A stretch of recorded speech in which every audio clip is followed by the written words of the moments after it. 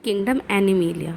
तो kingdom animalia की अगर हम बात करें तो किंगडम एनिमेलिया के जितने भी लिविंग ऑर्गेनिज्म आते हैं या जितने भी लिविंग ऑर्गेनिज्म इस ग्रुप के अंदर आते हैं वो सारे के सारे यूकैरियोटिक होते हैं। यूकैरियोटिक होने के साथ साथ मल्टी सेलुलर होते हैं। मल्टी सेलुलर होने के साथ साथ हेट्रोट्रॉपिक होते हैं। अब यूकैरियोटिक मतलब मॉडर्न होते हैं, इनके पास सेल वॉल और न्यूक्लियर मेम्ब्रेन सारी चीज़ें प्रेजेंट होती हैं। मल्टी सेलुलर यानी एक से ज़्यादा सेलों से मिलकर बने होते हैं।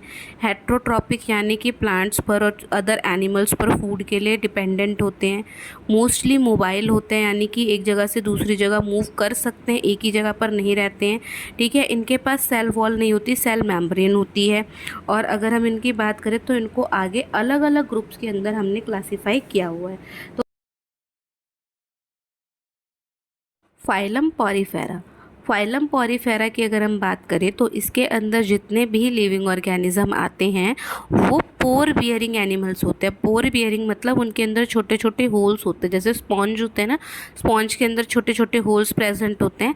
ऐसे ही पॉरीफेरा के अंदर भी आपके छोटे छोटे जो होते हैं पोर्स वो प्रेजेंट होते हैं।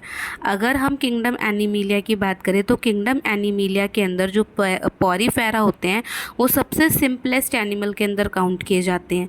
ठीक है, अगर और इनके बारे में जाने तो ये मल्टी सेलुलर होते हैं, एक से ज़्यादा सेल से मिलकर बने होते हैं।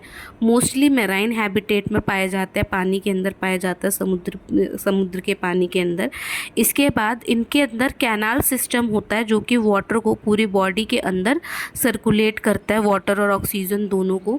ठीक है, इनकी बॉडी के अंदर कम से कम डिफ्रेंशिएशन की जा सकती है, ज़्यादा डिफ्रेंशिएशन नहीं होता। इनकी बॉडी अलग अलग पार्ट में, ज़्यादा पार्ट नहीं होते बॉडी के, नॉर्मल मिनिमल पार्ट्स होते हैं।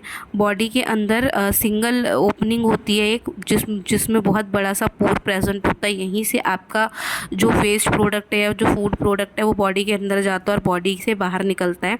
अगर इन एनिमल्स की बात करें तो इनका जो स्केलेटन होता है वो बहुत ही हार्ड होता है और आउटसाइड प्रेजेंट होता है। इसके कुछ एग्जांपल्स की अगर हम बात करें तो इसमें स्पॉन्जिला और साइकॉन आपके मोस्ट कॉमन पॉरीफेरा आते हैं।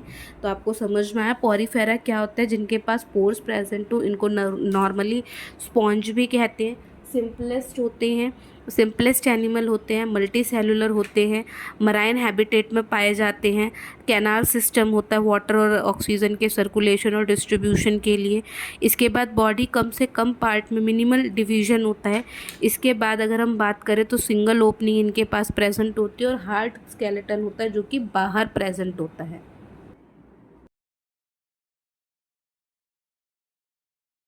Phylum Coelenterata. तो अगर इस फाइलम की बात करें तो इस फाइलम के जितने भी लिविंग ऑर्गेनिज्म होते हैं वो वाटर में ही पाए जाते हैं फाइलम पॉरीफेरा की तरह।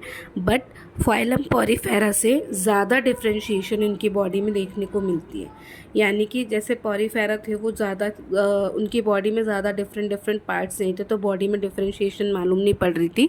लेकिन जो सीलेंट्रेटा होते हैं उनके अंदर बॉडी के अंदर इतनी डिफ्रेंशिएशन होती है कि हमें पॉरीफेरा के अंदर और सीलेंट्रेटा के अंदर डिफरेंस पता चल जाता है। दूसरी अगर हम बात करें तो जो सीलेंट्रेटा होते हैं उनके अंदर एक सैक लाइक बॉडी कैविटी होती है, मतलब एक खाली सी बॉडी कैविटी होती है। ठीक है, जिसमें सिंगल ओपनिंग होती है और ये इंजेक्शन के लिए काम करता है, मतलब अगर जो फूड है वो बॉडी के अंदर इसी कैविटी के थ्रू जाता है। अगर आगे देखा जाए तो जो सीलेंट्रेटा होते हैं उनके अंदर दो लेयर ऑफ सेल प्रेजेंट होती है। जो पहली लेयर होती है वो बॉडी के बाहर की तरफ होती है, आउटसाइड की तरफ, और जो दूसरी लेयर होती है वो इनर साइड पर होती है। ठीक है, और अगर इनकी बात करें लाइफस्टाइल की तो ये ग्रुप्स में भी रहते हैं, कॉलोनीज़ बना के भी रहते हैं और अलग अलग भी रहते हैं। वो अलग अलग वैरायटी पे डिपेंड करता है कि वो कॉलोनीज़ में रह रहे हैं या फिर ग्रुप्स में रह रहे हैं। ठीक है, तो सीलेंट्रेटा के बारे में हमने क्या जाना कि ये पानी में रहते हैं, इनकी बॉडी में स्पॉन्जेस यानी कि पॉरीफेरा से ज़्यादा डिफ्रेंशिएशन होती है। इंजेक्शन के लिए इनके पास एक कैविटी प्रेजेंट होती है इनकी बॉडी में जिसकी एक सिंगल ओपनिंग होती है।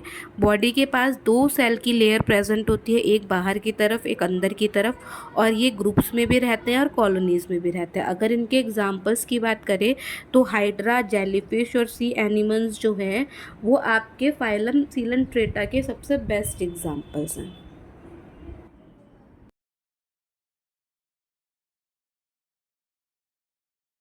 Phylum Platyhelminthes. तो अगर प्लेटीहेलमिन्थेस की बात की जाए तो ये पैरासाइटिक एनिमल्स होते हैं, यानी कि दूसरों की बॉडी पर सर्वाइव करते हैं, उनसे न्यूट्रिशन गेन करते हैं और फिर अपने आप को ग्रो करते हैं।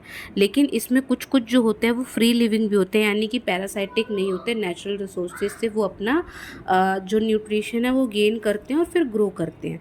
अगर किंगडम एनिमीलिया में अब तक देखा जाए तो अब तक में ये पहले ऐसे लिविंग ऑर्गेनिज्म हैं, ये पहले ऐसे एनिमल हैं जो ट्रिप्लोब्लास्टिक थे। ट्रिप्लोब्लास्टिक मतलब इनमें 3 लेयर ऑफ टिश्यू जो थी वो प्रेजेंट थी। अगर इनकी बॉडी डिज़ाइन की बात की जाए तो अब तक के जो एनिमल्स थे, यानी कि पॉरीफेरा और सीलंट्रेटा जो थे, उनसे ज़्यादा बेटर जो था वो और उनसे ज़्यादा कॉम्प्लेक्स जो था वो इनकी बॉडी का स्ट्रक्चर था। और अगर देखा जाए तो इनकी बॉडी में कोई भी किसी भी तरीके की कैविटी प्रेजेंट नहीं थी। हाँ, भले ही इनकी बॉडी जो थी वो बायलैटरली सिमेट्रिकल थी। बायलैटरली सिमेट्रिकल का मतलब होता है कि अगर पूरे लिविंग ऑर्गेनिज्म को हम बीच में से एक लाइन खींच के डिवाइड करें तो जो बॉडी का हाफ वाला पोर्शन है, तो जो बॉडी के दोनों हाफ पोर्शन है, राइट हाफ और लेफ्ट हाफ, दोनों को अगर हम देखें तो दोनों सेम हो। जो राइट साइड में है वही लेफ्ट साइड में अगर हम इसको डिवाइड कर दें तो जो आपके प्लेटीहेलमिन्थेस होते हैं वो बायलैटरली सिमेट्रिकल होते हैं, यानी कि अगर आप इनको डिवाइड करोगे तो राइट हाफ और लेफ्ट हाफ बिल्कुल देखने में एक जैसे लगेंगे।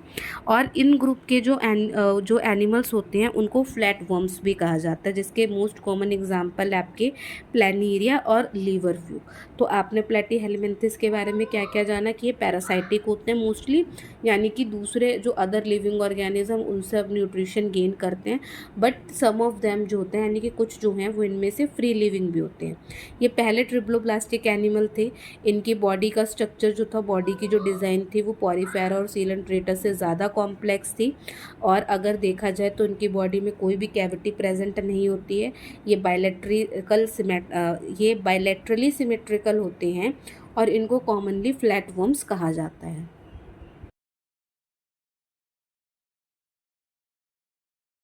फाइलम नीमाटोडा। तो प्लेटीहेलमिन्थेस के बाद जो नेक्स्ट फाइलम आता है वो आता है नीमाटोडा।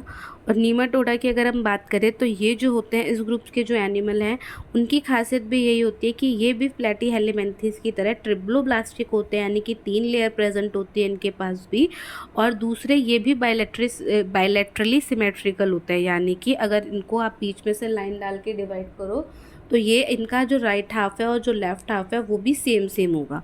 अगर इनके बॉडी के स्ट्रक्चर की बात करें तो ये इलोंगेटेड होते हैं, यानी कि लंबे होते हैं, नैरो यानी कि पतले होते हैं, और सिलेंड्रिकल होते हैं देखने में। ठीक है, तो इनकी बॉडी इलोंगेटेड होती है, नैरो होती है, सिलेंड्रिकल होती है। साथ के साथ इनमें टिश्यू तो प्रेजेंट होते हैं बट कोई भी रियल ऑर्गन प्रेजेंट नहीं होता। टिश्यू प्रेजेंट है बट कोई ऑर्गन सिस्टम प्रेजेंट नहीं है। इनकी बॉडी कैविटी नहीं, इनके पास भी बॉडी कैविटी नहीं होती। और इनकी खासियत ये है कि अब तक के जितने भी एनिमल्स थे उनमें से पहले एनिमल्स ऐसे थे जिनके पास एक कंप्लीट और एक स्ट्रेट एलिमेंट्री कैनाल प्रेजेंट थी, जिससे कि डाइजेशन का प्रोसेस जो था वो होता था।